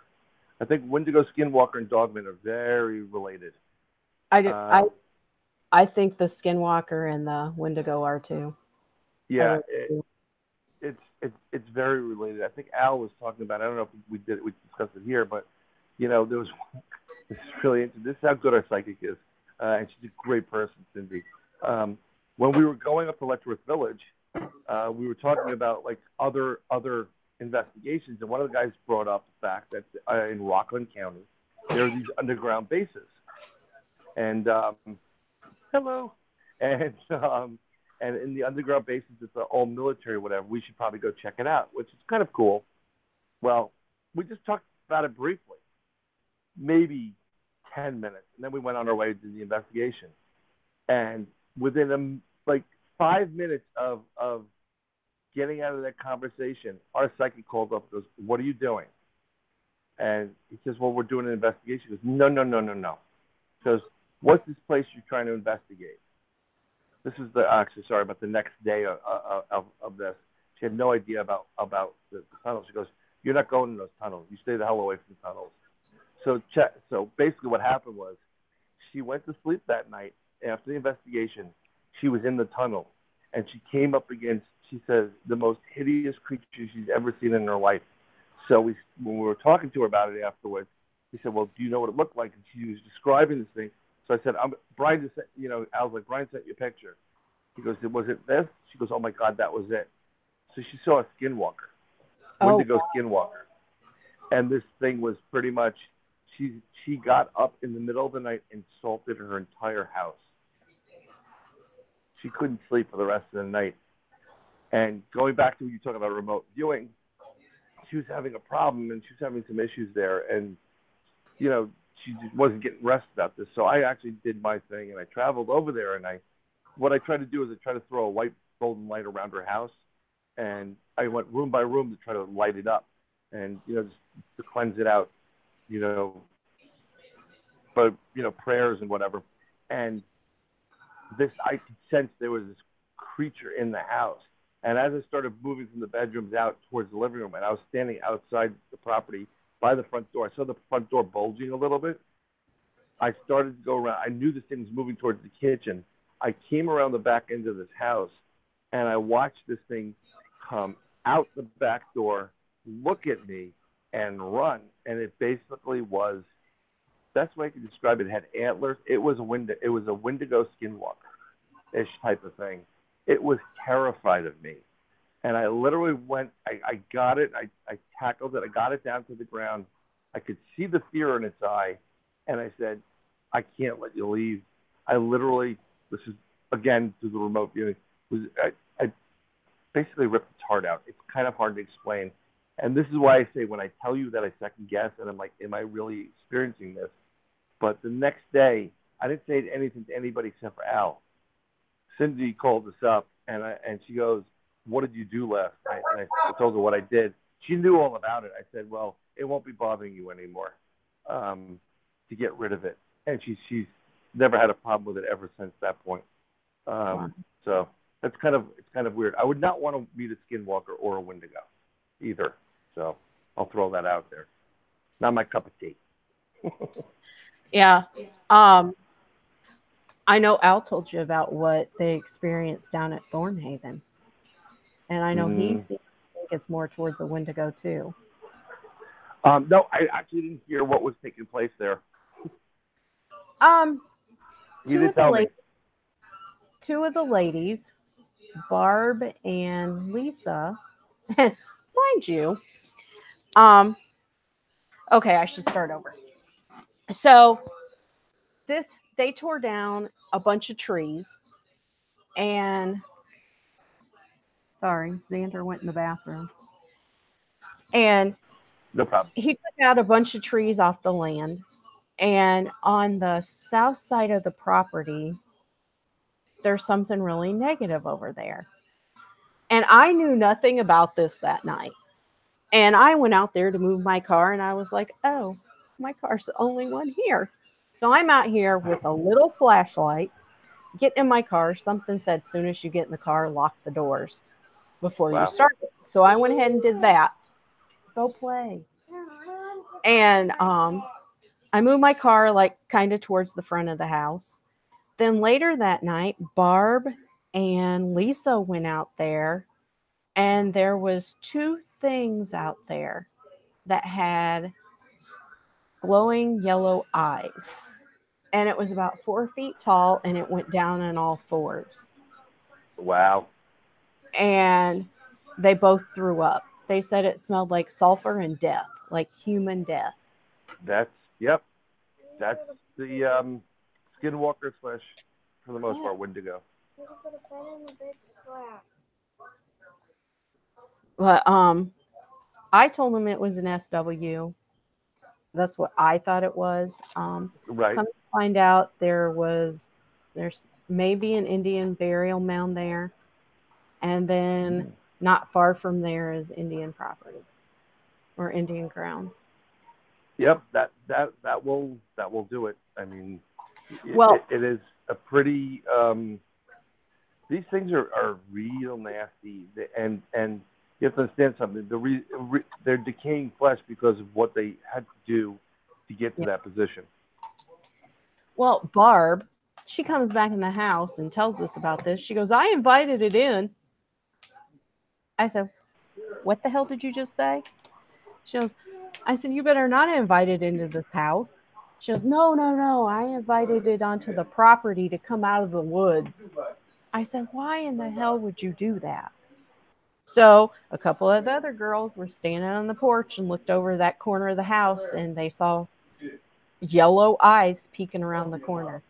So it actually came up on the property. Whose property is this? It's the guy who owns Thornhaven Manor. Okay.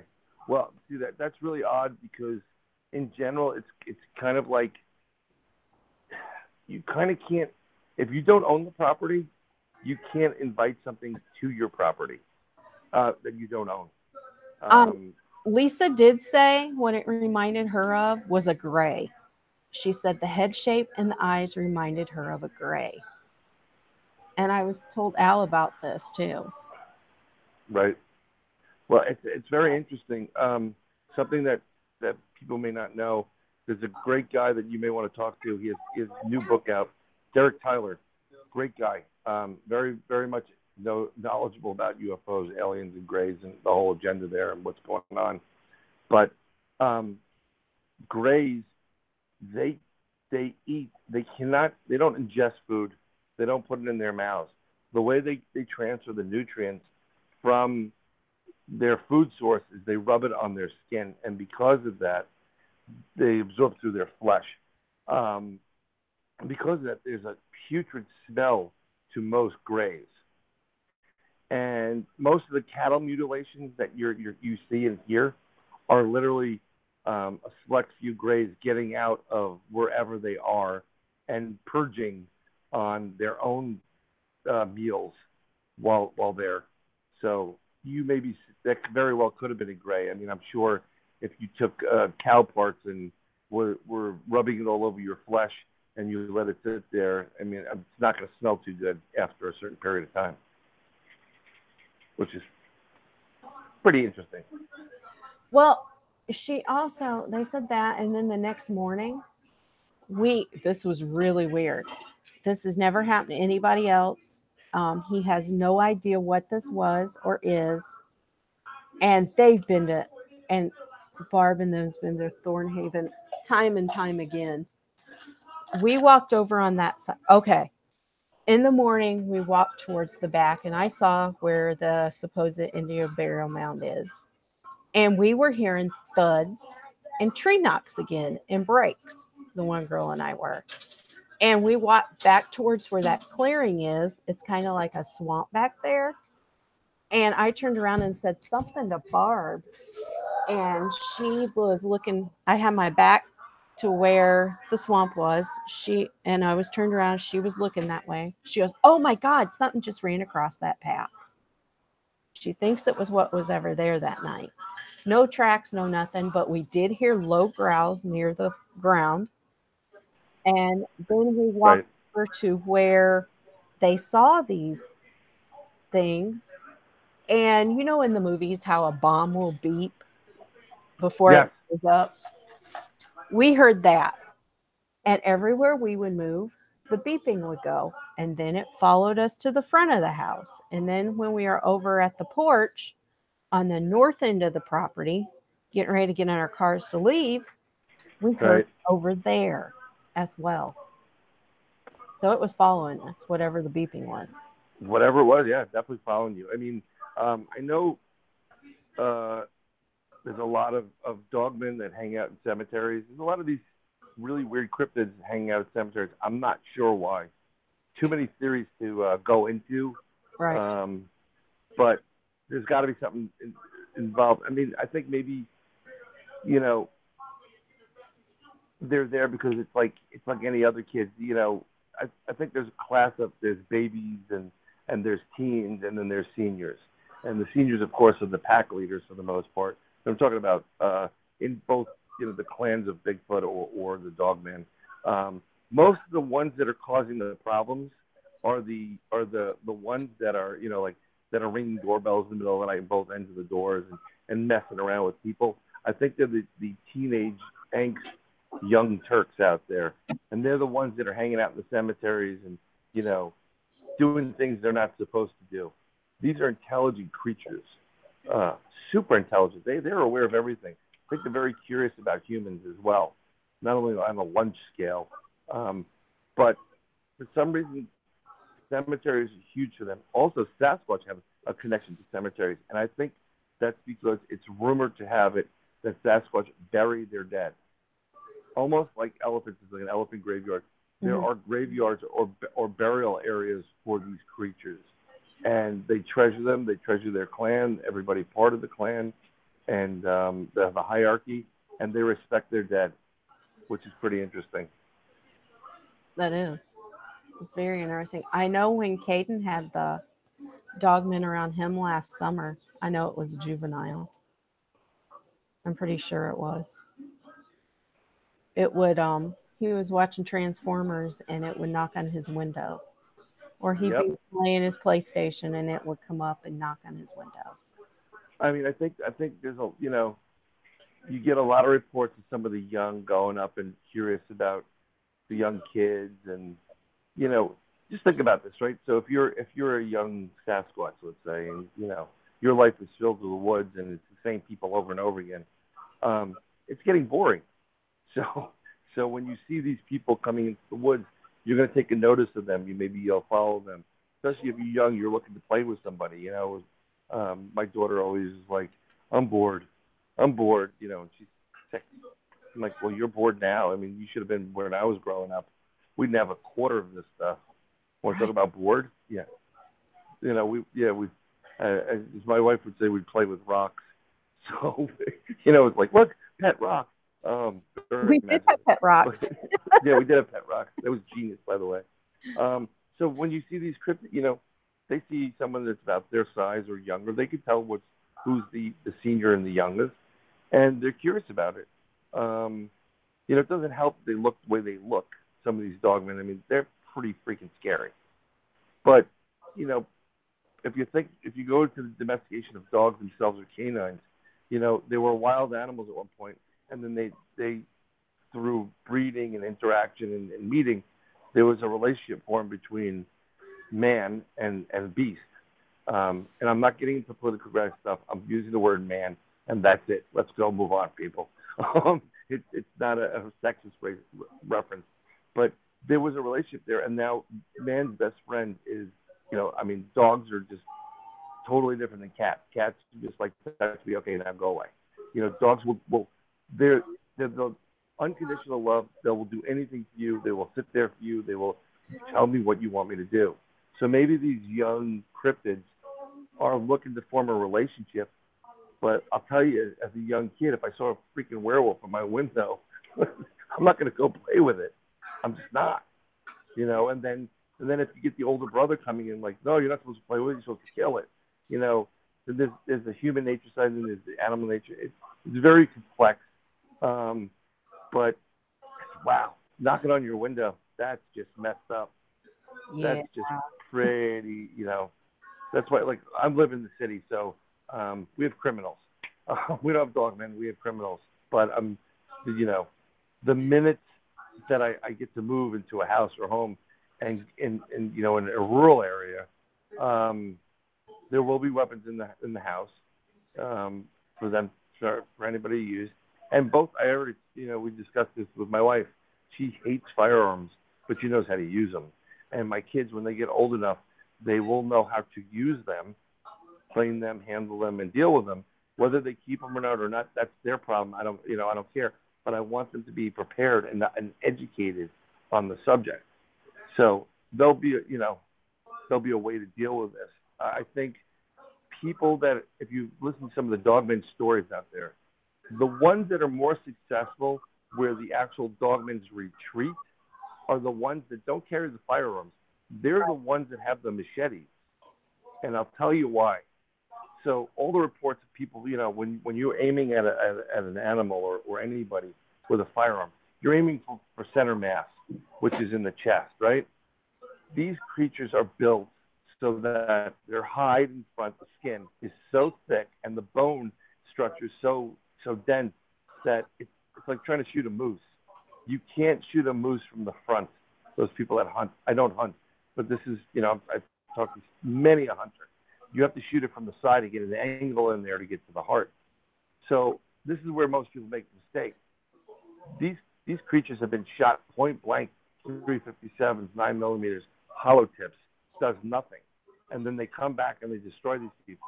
However, the people that have the machetes, I think these creatures know throughout time that knife will cut through that leather and cut them open. And an open wound like that is a death sentence. So they back away from it.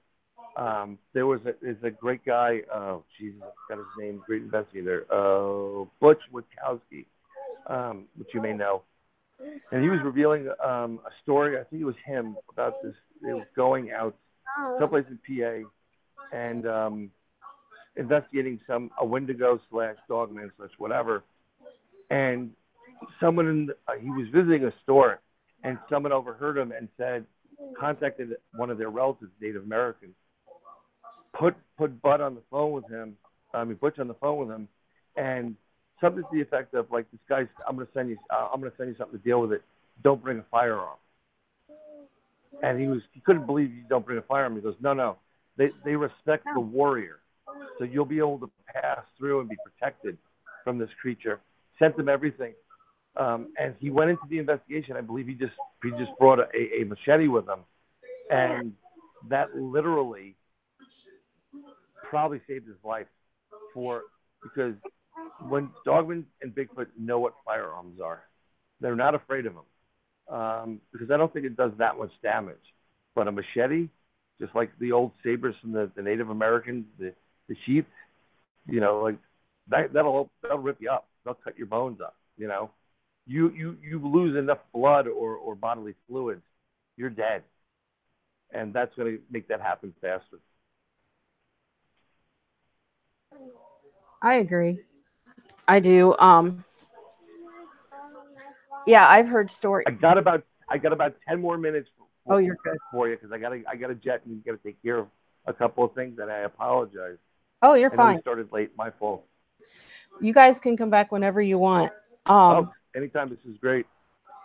I was going to tell you real quick. You were talking about how the Sasquatch and Dogmen are interested in the kids. There is over where my aunt's husband, my mom's sister's husband, is from Ohio. His family owns about 200 acres. It's so old, they have a family cemetery. They've lived on this for so long. Wow, homesteaders. And my son knows how to hunt with a bow. He hunts with a rifle. He deer hunts. And he goes out in the woods by himself. And he's heard people sound like people walking around. And there'll be nothing there. And a couple of summers ago, he caught something that sounds like the Ohio howler over there. And he said, the grass man? It's called the Ohio howler. I don't know if it's the grass man. Southeastern Ohio? No, he lives northern Ohio. I had to think. Yeah. Wow. But he sent me this clip, and you could hear it. And they're out so far at one time, before they had a lot of cell phone towers, they would have to go up on top of the hill to use their cell phones. They didn't have a signal. Right. So he was out fishing one night, and he ran back to, all the kids have houses on this property, and there's a big pond and all the woods. So he was wandering back to one of the aunts' houses that lives closest to the pond, and he almost tripped. And he heard somebody rush towards him. And when he jumped up, they stopped. Like they were running up to help him get up. Yeah. With a kid. And he gets followed around, and he sees things peeking from behind trees. And I honestly think it's where he's grown up over there. He's been going there since he was a year old, and he's now 15. And I think there was a juvenile. This is just my opinion. There was a juvenile there. And they've lived what's the word I'm looking for? Not successfully, but they've lived in harmony for so long that when he was little, there was a juvenile that's grown up with him and watches out for him. That's my theory. Yeah, I bet you if you asked the elders there, if you could, there'd be a relation. They'll tell you stories about these creatures being there. And it's a compromise. It's like, look, we're not going to bother you. You don't bother us. And we'll live the land together, and everything will be fine. And I think when you have that kind of relationship, you build a trust over the years. I mean, and we're talking about if they have a family plot there for decades, if you can go back and talk to some of these elders, it's like, oh, yeah, they have them there. They live in that corner, and we leave them alone. And they do their thing and we do our thing. But you do have a relationship. You kind of have a mutual agreement that, and then this is, you know, like your son going there and growing up there with one of these creatures growing up there. I mean, it's, oh, look who's back. You know, it would be great if your son could have had a real interaction with this thing. This is like the ideal movie scene, you know, like Harry and the Hendersons type of stuff. He seems to think that it follows him sometimes over here to Indiana. Well, and I mean, think it could. That's possible. It's very, very possible. There's a gentleman we interviewed, and he's got a great book called Nightmare in the Woods, A.H. Verge. You can get it on Amazon. And he's had property in he's Native American, and he's had property in New Jersey, and he's had interactions with Sasquatch his entire life. And then he moved to a different place in PA, a long distance away, and they're back. So, and they're watching him, and he's having interactions with them there. I think they definitely do travel, and when they craft a relationship with somebody, they keep that relationship going as much as they can. I thought it was interesting, and it's just, he nicknamed him Jerry the Sasquatch. I don't know why Jerry, but he's named him. Yeah, hey, Jerry Garcia the Sasquatch. Now, one night I was driving home. It was about 9:30, and he had just called me and said, "Can you please get here quick? There's something going on." It was like not this. It was last summer, like a year ago. Right. And in my mind, and people can think I'm crazy, I don't give a shit that this happened. I was driving along, and I was like, "Did you guys?" And before, you know, when you're having a conversation and somebody cuts you off, and you're like, "Did you?" And they're like, "No, I didn't do that." Like in mid sentence. Yep. That happened in my head. I was like, "Are you guys?" "No, we're not." Yeah. It was weird. I've never had that happen before or since, but it happened that night, and I was like, okay, that was really, really odd. It's very interesting you say things like that, because one of the experiments that I conduct with my kids a lot of times, because it's happened. People do this all the time, especially parents, mothers and daughters. They do it all the time, and it's communicating with your children without saying a word. Mm-hmm. Literally having conversations. I can point to dozens of people that will have conversations with their kids, and sometimes it's kind of like when I had friends that, like Greek, for example. One of my friends is Greek. His mother or his grandmother or his aunt, and he's just answering back in English, but he understands the Greek. There's an understanding there, and there's a connection there between parents, especially mothers to their children versus fathers, unless they're really into this type of field. But when you just said that, that's the first thing I thought in my head was like, yeah, you're having an interaction, and it's like, no, we didn't do that. I know where you're going with this, blah, blah, blah. But you're having the conversation on a mental note, you know. But it's pretty interesting stuff, though. Yeah, it's just, and the funny thing is, and I forgot to tell you this part, is my aunt's husband laughs at me because I ghost hunt. And he's like, "Oh, you're full of shit. The ghost hunt, blah, blah, blah, blah, blah." But I have it on audio because Kagan says, "Did you hear that? That was about the 5th or 6th time." Then it howls. And you hear my uncle say, "Yep, that's a Sasquatch." And I'm like, okay, you believe in Sasquatch, but yet you don't believe in ghosts. So it makes me wonder, have you seen one? Do you remember the movie, oh, Jesus, with the, I forgot the name of the movie, and I can see it right now. Kiefer Sutherland got the vampires out in The Lost Boys. Yeah, and the last scene in the movie, was like killing all the vampires. The old man drives through his house, and he says, pardon the expression, "Fucking vampires, they're everywhere here." You know, like he knew about it. And he's just like, that's the whole thing. It's like, it's really funny how some people are like, "Oh yeah, it's a Sasquatch," but when you say ghosts or whatever, or UFOs, like, "Oh, you're crazy." Yeah. But Well, everybody always sees them. I just find that hilarious. And my mom, I don't think I told very many people this. When I was little, we lived in Kentucky, and there was maybe Right. 2 feet between the mountain and the back of the house. And she said every night after my dad would go to work, something would go down the back of the house and knock down the whole trailer. Right. And my mom's from West Virginia, and well, his family is from Kentucky. And my grandma used to tell me, "You better not be out after dark. The booger man will get you, or the boogers will get you." And I'm just like, now I know what she was talking about, and I always thought she meant the devil.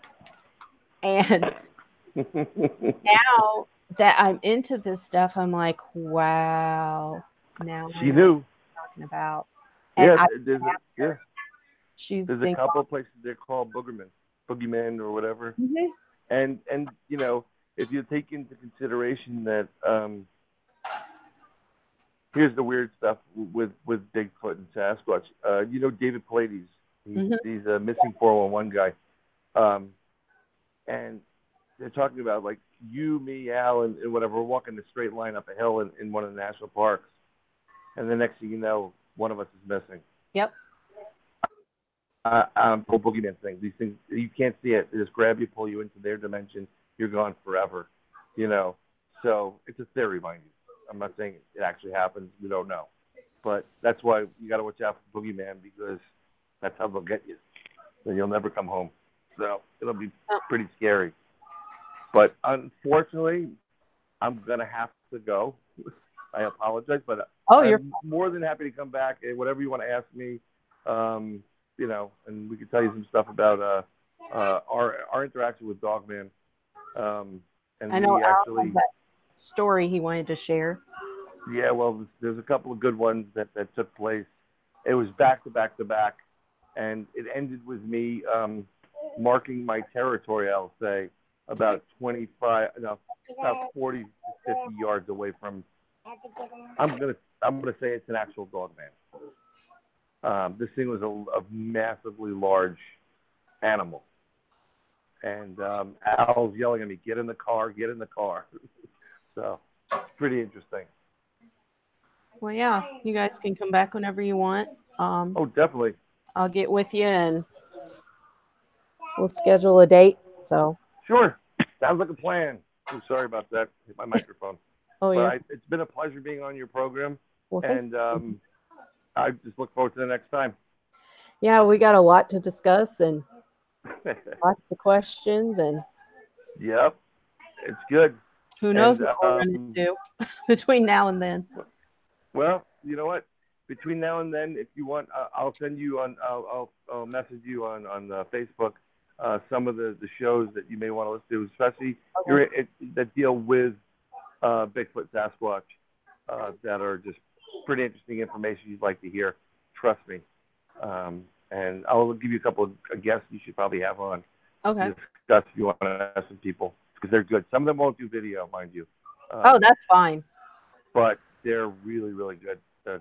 Great guests, great guys, and they're actually now friends. So, that's why I love doing what I do. Not only do I get to investigate, but I also get to interview these people.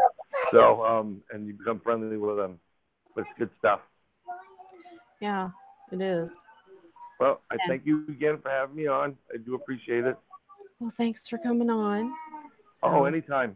And I'm going to share this once we get get a link from you and share it. I think it was a good show. I do too. Lots of stuff to talk about. Oh yeah. The next time. So. Yep. Well, thanks for coming everybody on. Be safe when you're going out there. Definitely. And yep. I did post on the NADP Indiana page the other day to be careful. It's migration season right now. So. Yes, it is, and it's a rut season, so they're very aggressive today. Just be careful. That's what. Yep, definitely. All right. Well, thanks for coming on and having. You got it. Al's probably already snoring. So. Oh, he's up to his 4th stream. Have a good one, everybody. Bye. Thank you.